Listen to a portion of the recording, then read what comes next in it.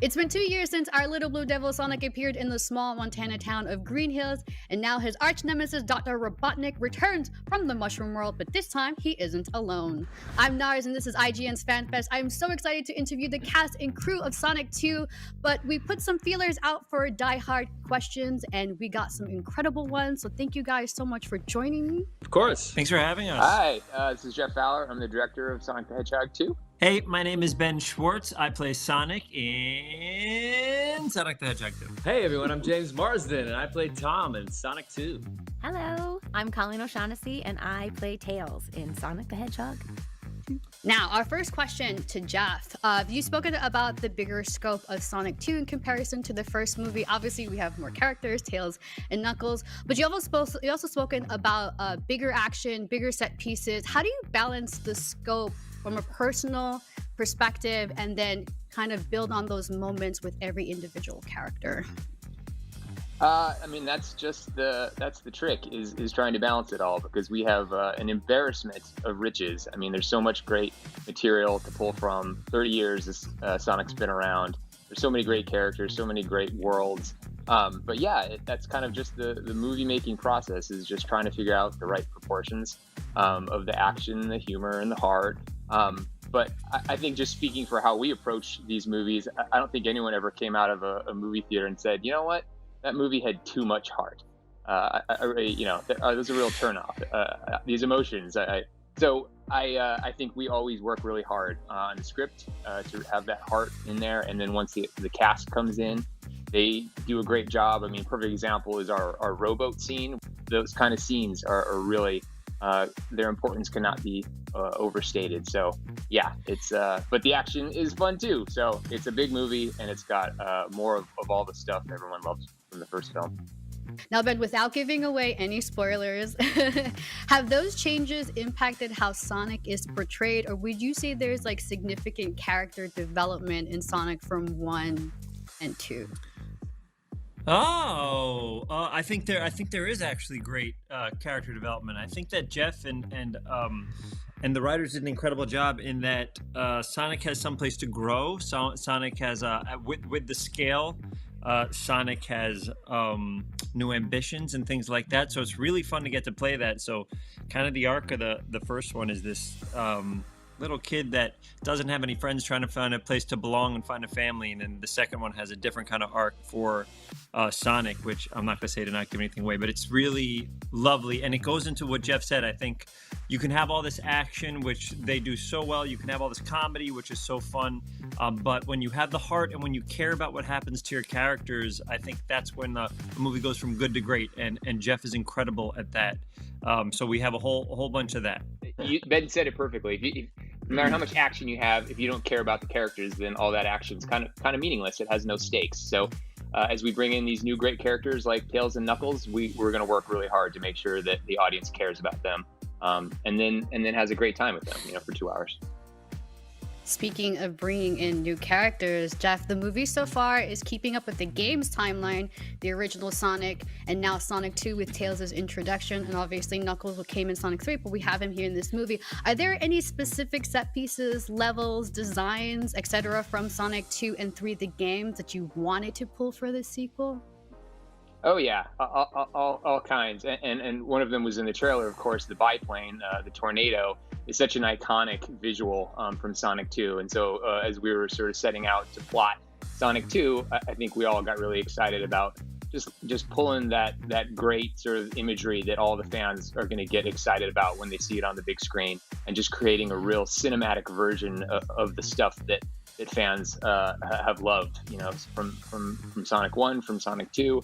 But yeah, it's a great problem to have, that there's so many great Easter eggs to kind of incorporate, and this movie is chock full of them. I couldn't even begin to list them, because there's just so much stuff fans get excited about. Do you think Tom thinks of Sonic as a son or as a best friend or friend? That's a great question. I think the beginning of the first film, obviously, and all throughout the first film, it was a friendship. It was a buddy road trip, but I think their relationship continues to evolve into this second movie. When Sonic is part of the family now. He's moved in, and he's getting a little too big for his britches, and maybe a bit ahead of his skis a little bit, and he needs somebody to kind of come in and maybe I think it's something that, like, yes, it's starting to evolve into more of a parental relationship, whether Tom's aware of it or not. I think Tom's just trying to be a good, supportive presence for him, and to like any father would, sort of guide him through life and let him, reassure him that he's going to have his time, and there'll be a reason for him to be using all these powers that he feels like he's not allowed to use. So yeah, I think obviously it began as a friendship, but it continues to evolve into, I think more of a sort of father-son sort of relationship dynamic. And again, like, whether Tom's aware of it or not, he's just trying to be a good guy for the kid. Has the introduction of Tails and Knuckles, who obviously share similarities with Sonic, has that impacted your approach to voicing the characters? The idea that now we get to see Sonic with a sidekick for the first time, someone that is a sycophant, someone that looks up to him, is so exciting. And then someone that's more powerful than him becomes extremely exciting too. So I think you get to see different shades of what Sonic's like. I think I approach Tails the same way every time, whether it was for the show or the games. I think the difference here is that it's more the beginning of the relationship, and we're establishing, getting to know each other and learning who Tails is, learning who Sonic is with this little buddy. And,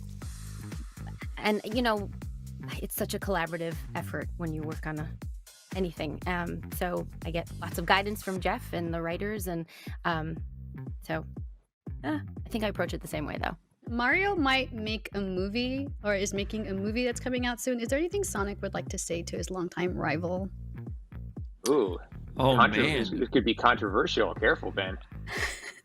Yeah, for real, by the way. Am I allowed to say anything? Yeah. Can I say something, Jeff? Then you can tell me if I can't say it? Just go for it. Just what does your heart tell you? My heart says Smash Brothers Initiative. Terribly Polly C asks James a fan question. Has working with CG characters affected your approach to acting? Are you able to improvise on lines or actions? To be honest with you, it's strange to act with real people anymore, for me. It is the future. It is the most COVID-safe, COVID-friendly way to shoot a film. I've done a couple of films that are this model, which is a mix of live action and animation, and been very lucky to sort of figure it out along the way. It's definitely technical. Like you have to kind of map everything out before. You have to have a clear understanding of what the scene's about. And Ben and I have gotten to be very close, much closer than he felt comfortable with as friends during this process. But it was important because I was shooting all of my stuff first, and then it would be sent back to Ben, and he would have to kind of fill in the gaps. So we got a good sense of each other's sense of humor and sensibilities, and so that's always a good thing. I think that's really important to know.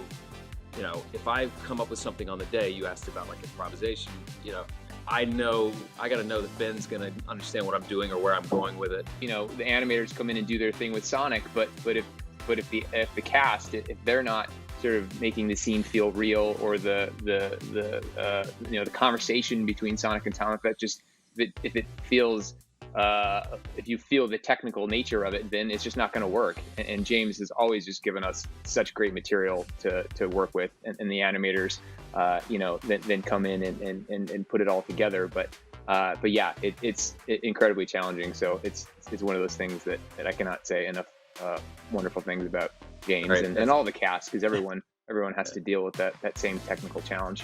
It is a challenge, and these days especially, we are alone. We have a voice in our head, and that's directing us, and then the microphone. So it's challenging. We don't have makeup, we don't have costumes, we don't have sets, we don't have props. So you have to create everything with just your voice coming through a microphone. You don't even have your face. So it's challenging, but it's something that it's a skill that you can develop, and all those acting 101 sticking points, they're there. Who are you talking to? What's the situation? what in this situation, what would this character do? Where has he been? Where is he going? Who's he talking to? So, you got to hang on to all those acting chops from a million years ago and just throw them into the ether. What about you, Ben? First of all, way easier to not have James there. It's a waste of time to have him around me. So way easier to do without him. Absolute piece of garbage. Like, bologna sandwich, no bread, no condiments, acting with styrofoam. So for me to do it by myself is a huge, huge help. But I will say, so I've been doing voiceover since 2005, so 17. Oh my goodness, I'm getting so old. So 17 years. And the thing that I've learned from deciphering between the two is that exactly what Colleen said, and Colleen is obviously a hero of this, of the Sonic franchise in every form, is that because you don't see our faces, and even though sometimes they put dots on my face and they put a bunch of cameras there, you have to act out what your face is kind of doing. You almost have to give it a little bit more. You almost have to to give the animator something to play with, or to kind of give them a path and what you're feeling and emoting. It's a skill set. It's a really interesting and wonderful skill set. Colleen, I have a fan question from Remy the Chipmunk. Having voiced Tails for numerous IP, what was it like stepping back into this role again? Stepping into Tails is really comfortable for me. I just love him to pieces, and I think I've been voicing him for 7, maybe 8 years now. So I can easily step into those shoes. This was definitely a different experience as far as, it was a more grounded performance. There are definite moments in the film that are different than what Tails has experienced before. But I feel very comfortable. I just love him so much. He's this little piece of me right here that I can just, pick him up and off we go.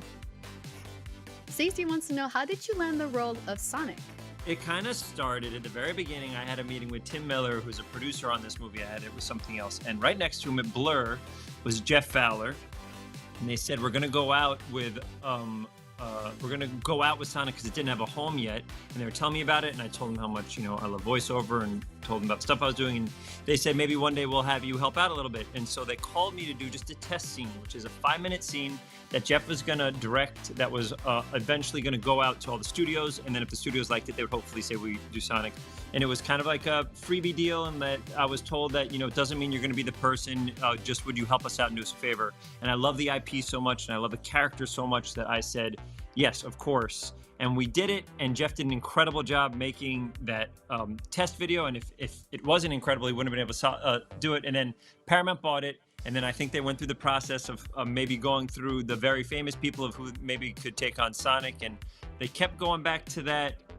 They kept going back to that test scene, right, Jeff? Yep. And then we had it right. And then we had it right from the start. And when I did it, he loved the way I delivered it and felt like that's the way that Sonic in the film should be delivered. And then I remember I waited, 8 months or something. And then I got a phone call from Jeff. I know exactly the street I was on in Burbank. I was just doing a VO thing, and I was coming off, and he told me while I was walking down, I know the sidewalk I was on, when he finally said, you're going to be Sonic. And I was like, I did that ER move at the beginning of ER where he goes on his knee and he goes like this from the opening sequence in ER. I was so excited. There was no money at the beginning. It was just a favor, but I believed in Jeff, and I loved the project so much that I would do whatever they wanted. And it ended up that they had given me an incredible opportunity afterwards. So our final fan question comes from Elfon TV, and Elfon wants to ask Jeff, are we going to see a Sonic 3? Nothing would make me happier. We have such a great time making these movies. I think everyone just loves the world, loves the characters. But right now we're just, we're kind of going one movie at a time. So fingers crossed, everybody comes out and has a great time with this sequel. And then, hopefully we'll get to do more. Now, you may have noticed that we're missing the 2 villains of the Sonic sequel, Dr. Robotnik and Knuckles. They couldn't be here for the panel, but Jim Carrey and Idris Elba want to answer your fan questions, so here's what they had to say. IGN, what's up? It's Idris Elba, and this is from Blair Witch Hunt. And their question was, what personal touches did I bring to my character Knuckles? Well, the personal touches that I try to bring is, I guess, a sense of humor. He's, you know me, I'm known for being hilarious, but Knuckles definitely isn't. So, you know, in the recording of my character, I would just bring some oddities to him in his personality. He was like, he didn't think he was saying funny stuff, but we would just encourage him to say stuff that just sounded funny and sounded so serious. So there's like one scene, I can't tell you too much about it, but he talks about ice cream. And he talks about ice cream pretty seriously. Anyway, that was sort of my personal touch, is trying to bring and inject a little humor. Thanks for that question. Much love. Can't wait to see the movie. I have a question here from someone in the ether. Why do you think Dr. Robotnik's character is such a good fit for you? How does he compare to other wacky characters you've played in your career?